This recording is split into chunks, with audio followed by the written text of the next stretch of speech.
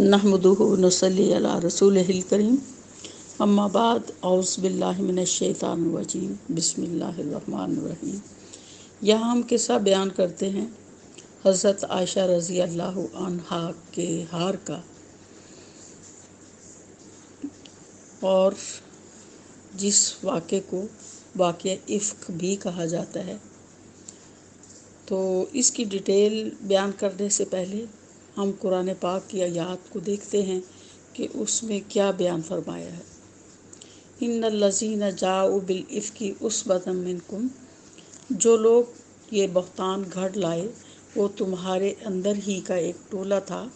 لا تحسبوہ شرا لکم، اس کو تم اپنے حق میں برا نہ سمجھو، بل ھو خیر لکم، بلکہ یہ تمہارے لیے اچھا ہے، بہتر ہے۔ لکل امرئ منہم ما اکتسب من الاثم، جس نے اس میں جتنا حصہ لیا اس نے اتنا ہی گناہ سمیٹا۔ والذی تولی کبرہ منہم لہ عذاب عظیم، اور جس شخص نے اس کی ذمہ داری کا بڑا حصہ اپنے سر لیا اس کے لیے تو عذاب عظیم ہے۔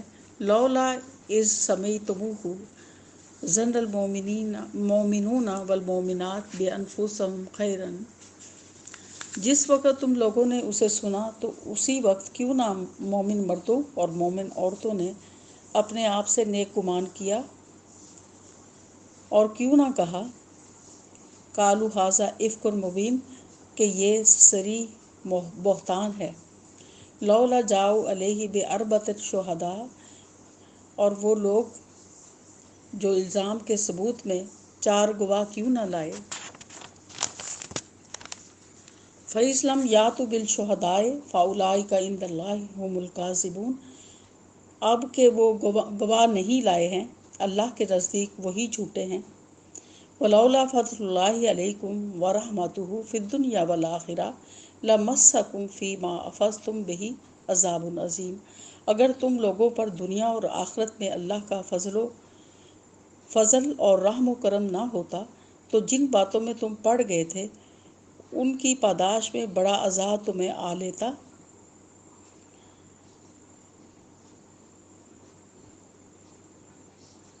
تو بس غور کرو کہ اس وقت تم کیسی سخت غلطی کر رہے تھے۔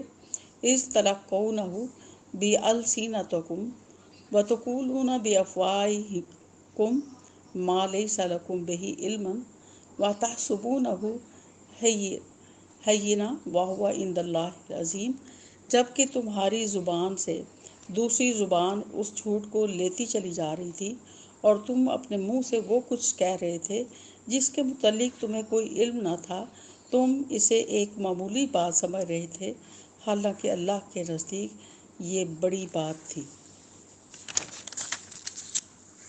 ولولا اذ سمعتموہ قلتم ما یکون لنا ان نتکلم بہذا سبحانک ھذا بہتان عظیم، کیوں نہ اسے سنتے ہی تم نے کہہ دیا کہ ہمیں ایسی بات زبان سے نکالنا زیب نہیں دیتا، سبحان اللہ، یہ تو ایک بہتان عظیم ہے۔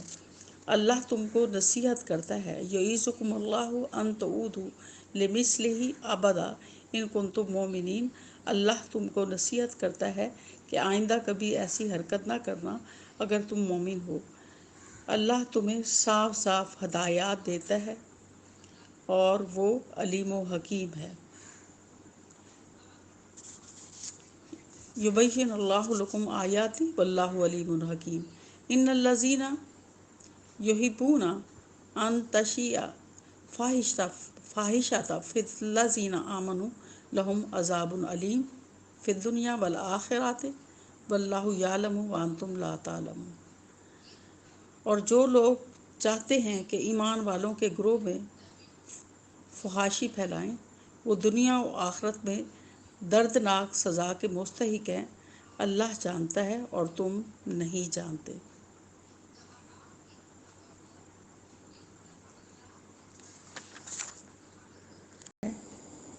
افک کا لغوی معنی ہوتا ہے الٹ دینا، حقیقت کے خلاف کچھ بنا دینا۔ اسی مناسبت سے اس کا معنی جھوٹ اور افطرا کیے جاتے ہیں۔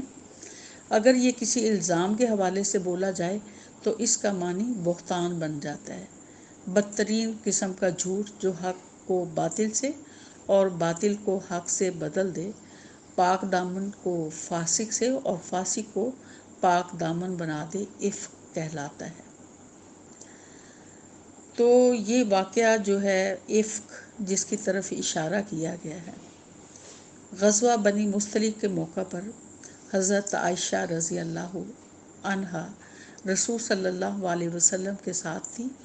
واپسی پر مدینے سے کچھ فاصلے پر رات کو لشکر نے پڑاؤ کیا۔ رات کا ابھی کچھ حصہ باقی تھا کہ لشکر کو کوچ کا حکم دیا گیا۔ حضرت عائشہ خود بیان کرتی ہیں کہ میں قضائے حاجت کے لیے باہر گئی ہوئی تھی، لیکن میرا ہودہ اٹھانے والوں نے یہ سمجھا کہ میں ہودے کے اندر موجود ہوں۔ انہوں نے خالی ہودہ اٹھا لیا اور چل دیے۔ میں واپس آئی تو قافلہ جا چکا تھا۔ میں نے اپنے اوپر چادر اوڑھی اور وہیں زمین پر لیٹ گئی۔ جب سفیدی پھیلی تو ایک صحابی صفوان بن معطل ادھر آئے۔ وہ پردے کے احکام نازل ہونے سے قبل مجھے پہچانتے تھے۔ انہوں نے مجھے دیکھا تو انا للہ و انا الیہ راجعون پڑھا اور کہنے لگے کہ رسول صلی اللہ علیہ وسلم کی بیوی پیچھے رہ گئی ہیں۔ یہ صحابی بھی قافلے میں شریک تھے اور بدری صحابہ میں سے تھے، لیکن انہیں صبح تک سوئے رہنے کی عادت تھی۔ وہ بھی یا تو اس عادت کی وجہ سے پیچھے رہ گئے یا رسول صلی اللہ علیہ وسلم نے ان کی ڈیوٹی لگا رکھی تھی کہ وہ قافلے کے کوچ کرنے کے بعد قافلے کی رہی سہی چیزیں اٹھانے کے لیے پیچھے رہا کرے۔ غرض صفوان نے میرے پاس لا کر اونٹ بٹھا دیا اور میں ان سے کوئی بات کیے بغیر اس پر بیٹھ گئی۔ دوپہر کے قریب ہم قافلے سے مل گئے۔ تو اس طرح سے یہ واقعہ اس طرح بھی بیان کیا جاتا ہے کہ حضرت عائشہ فرماتی ہیں کہ میں قضائے حاجت کے لیے چلی گئی اور قافلے کو روانگی کا حکم ہو گیا۔ تو وہ واپس جب آئیں تو میں نے دیکھا کہ میرا ہار جو ہے وہ نہیں ہے، تو میں اس کو ڈھونڈنے کے لیے واپس چلی گئی اور اتنی دیر میں قافلہ جو ہے وہ روانہ ہو گیا۔ اور جس طرح سے پہلے بتایا ہے کہ ہودہ جو ہے وہ اٹھا کر انہوں نے اونٹ پہ رکھ لیا اور انہیں معلوم نہیں ہوا کہ اس میں حضرت عائشہ رضی اللہ عنہا ہیں یا نہیں، کیونکہ حضرت عائشہ فرماتی ہیں کہ اس دور میں غذا کی قلت کی وجہ سے ہم عورتوں کے وزن بہت کم ہوا کرتے تھے، تو اس طرح میں بھی ہلکی پھلکی تھی، اس لیے میرے بارے میں پتہ ہی نہیں چلا کہ میں وہاں وہ عہدے کے اندر موجود ہوں یا نہیں موجود۔ تو اسی طرح سے پھر حضرت عائشہ بیان فرماتی ہیں کہ میں مدینے پہنچ کر بیمار پڑ گئی۔ مجھے معلوم نہ تھا کہ کیا کیا باتیں میرے بارے میں ہو رہی ہیں۔ میں اس پر حیران تھی کہ رسول صلی اللہ علیہ وسلم نے میرے ساتھ بول چال کیوں چھوڑ دی ہے۔ میری بیماری کے بارے میں دوسروں سے ہی پوچھ لیتے ہیں۔ آپ سے پوچھ کر اپنی والدہ کے پاس چلی گئی تاکہ میری تیمارداری تو کوئی کر سکے۔ وہاں مجھے انکشاف ہوا کہ میرے بارے میں کیا کیا باتیں ہو رہی ہیں۔ اس پر میں بہت پریشان ہو گئی اور گھر آئی تو ساری رات روتی رہی۔ مہینہ بھر میں اور نبی صلی اللہ علیہ وسلم اپنی اپنی جگہ سخت اذیت میں مبتلا رہے۔ میرے والدین بھی سخت پریشان تھے۔ ایک روز نبی صلی اللہ علیہ وسلم میرے پاس آ کر بیٹھے اور فرمایا، تمہارے بارے میں مجھ تک اس طرح کی باتیں پہنچی ہیں۔ اگر تم بے گناہ ہو تو اللہ تعالیٰ تمہاری بے گناہی کو ظاہر فرما دیں گے۔ اگر تم اس گناہ میں مبتلا ہوئی ہو تو اللہ سے توبہ کرو، معافی مانگو۔ بندہ جب اپنے گناہ کا اعتراف کر کے توبہ کرتا ہے تو اللہ اسے معاف فرما دیتے ہیں۔ حضرت عائشہ صدیقہ بیان فرماتی ہیں کہ میں نے اپنی والدہ اور والد محترم سے کہا کہ آپ نبی صلی اللہ علیہ وسلم کی بات کا جواب دیں، لیکن انہوں نے کہا، ہماری وضاحت کی اور بیان کی کیا حیثیت ہوگی؟ میں خود بھی کہہ رہی تھی کہ میری وضاحت پر کون یقین کرے گا۔ میں اپنے دل میں کہہ رہی تھی کہ اللہ میری بے گناہی سے آگاہ ہے، وہ یقیناً میری بے گناہی کو ثابت کرے گا۔ ہم اسی کیفیت سے بیٹھے ہوئے تھے کہ نبی صلی اللہ علیہ وسلم پر وہ کیفیت طاری ہوگی جو وحی کے نزول کے وقت طاری ہوتی تھی۔ اس کیفیت کے بعد نبی صلی اللہ علیہ وسلم نے ہنستے ہوئے مجھے مبارکباد دی کہ اللہ نے تیری برات کا اعلان فرما دیا ہے۔ اس موقع پر سورہ نور کی آیت نمبر 21 نازل ہوئی۔ میری والدہ نے کہا کہ اٹھ کر نبی کریم صلی اللہ علیہ وسلم کا شکریہ ادا کرو۔ میں نے کہا میں سب سے پہلے اللہ تعالیٰ کا شکر بجا لاؤں گی کہ جس نے میری برات فرمائی ہے۔ تو اس واقعے میں بہت سے منافقین جو ہے وہ شامل تھے، اور عبداللہ بن ابی جو ہے وہ اس میں پیش تھا۔ جب حضرت عائشہ دوپہر کے ٹائم میں وہاں پہنچی صفوان کے ساتھ، تو انہوں نے اسی وقت الزام لگانا شروع کر دیا کہ یہ دیکھیں نبی صلی اللہ علیہ وسلم کی زوجہ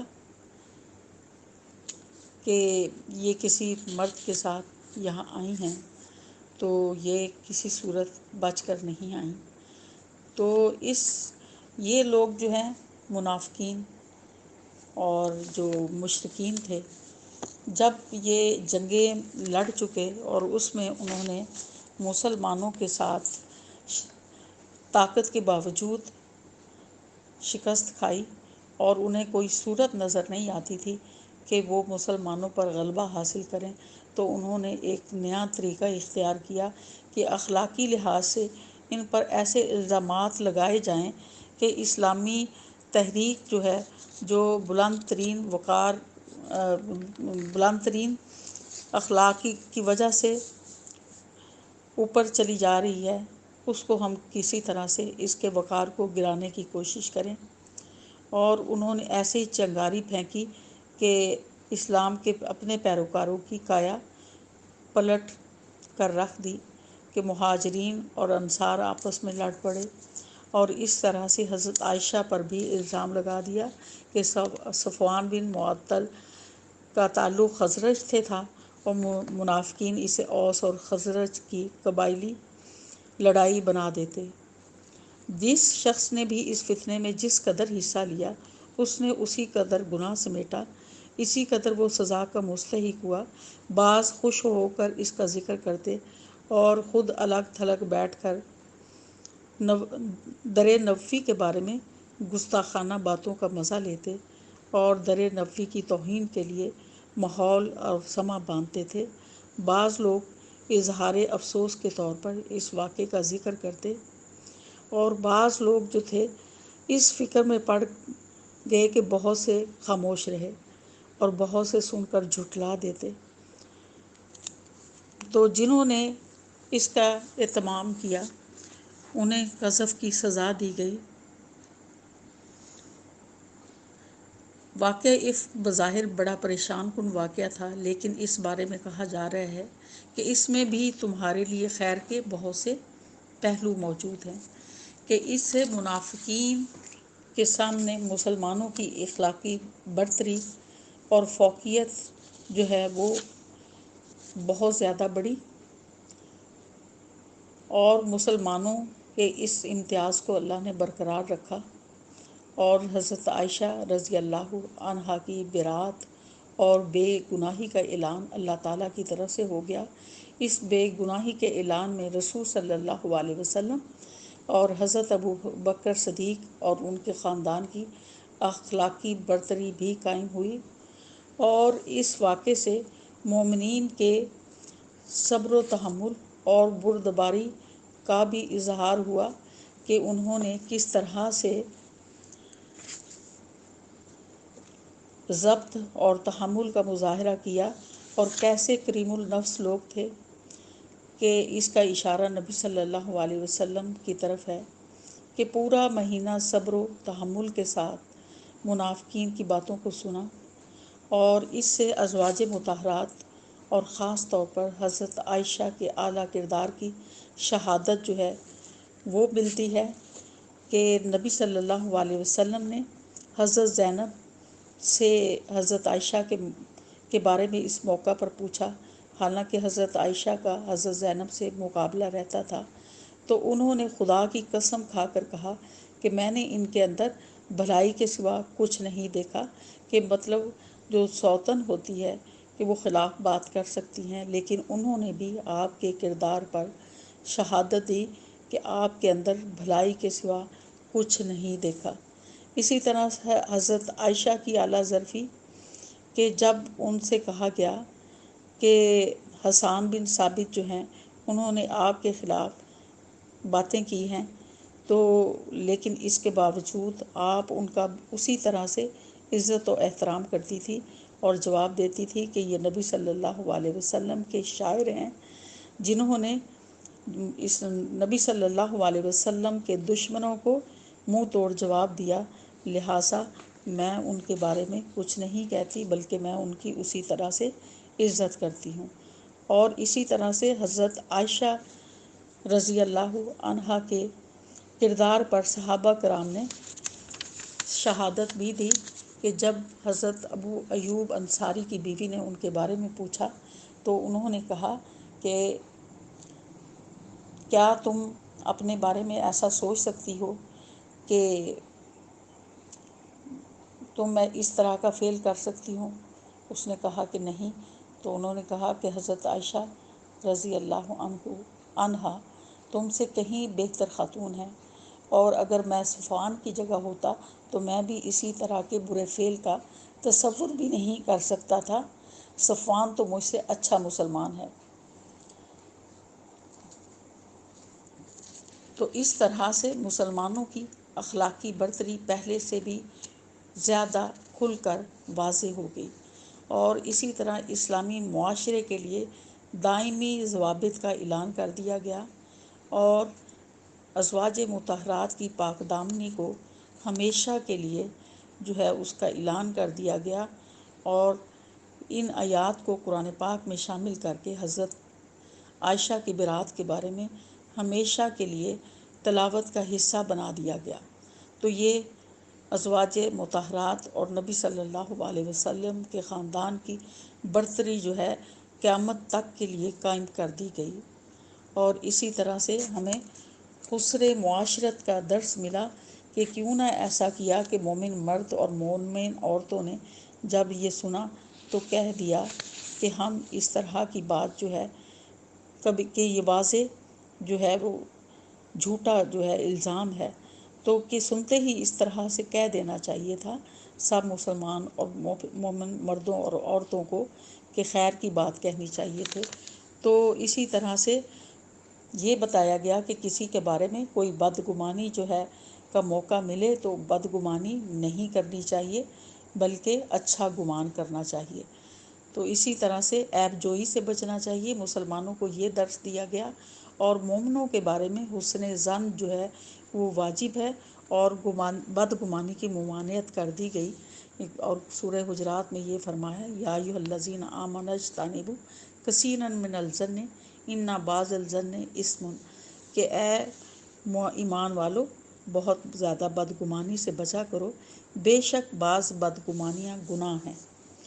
تو اسی طرح سے الزام تراشیوں کے انسداد کے لیے اسلام نے تدبیر اختیار کر دی کہ اگر کوئی کسی پر جو ہے وہ الزام لگاتا ہے تو اس کے لیے پھر یہ قاعدہ بنا دیا گیا، قانون بنا دیا گیا کہ وہ 4 گواہ جو ہے وہ لے کر آئے تو پھر اس کی بات جو ہے وہ سنی جائے گی، ورنہ وہ شخص جو ہے وہ جھوٹا قرار پائے گا اور اس پر قذف کی حد جو ہے وہ لگائی جائے گی۔ اور اسی طرح سے یہ بھی واضح کر دیا گیا کہ مسلمانوں کی کردار کشی سے اجتناب کیا جائے، اور دوسروں کی عدم موجودگی میں اس کی عزت کا دفاع کیا جائے، اور دوسرے کی عزت کو اپنی عزت پر قیاس کیا جائے، اور حسن ظن رکھا جائے، عیب جوئی سے پرہیز کیا جائے، غیبت کی بجائے جو ہے وہ غلطی کی اصلاح کرنے کی کوشش کی جائے۔ تو اس طرح سے اس کے واقعے کے بعد بہت سارے اصلاحی قوانین بنائے گئے، اور اس طرح سے اخلاقی ضابطے تیار کیے گئے، اور احکامات جو ہیں وہ صادر کیے گئے کہ دوسرے کے گھروں میں بغیر اجازت کے داخل نہیں ہونا، اور اس طرح سے یہ کہ اجازت ملے تو جانا ہے، ورنہ وہاں سے پلٹ جانا ہے۔ اور اسی طرح سے محرم اور غیر محرم کے رشتوں کے بارے میں بھی بتا دیا گیا کہ کون آپ کے گھروں میں داخل ہو سکتے ہیں اور کون لوگ داخل نہیں ہو سکتے۔ تو اس طرح سے اسلام کی برتری جو ہے بہت کھل کر سامنے آ گئی، اور اخلاقی لحاظ سے اور زیادہ جو ہے قوانین ایسے بنا دیے گئے کہ مسلمانوں کا کردار پہلے سے بھی زیادہ مضبوط اور بلند ہو گیا۔ وآخر دعوانا الحمدللہ رب العالمین۔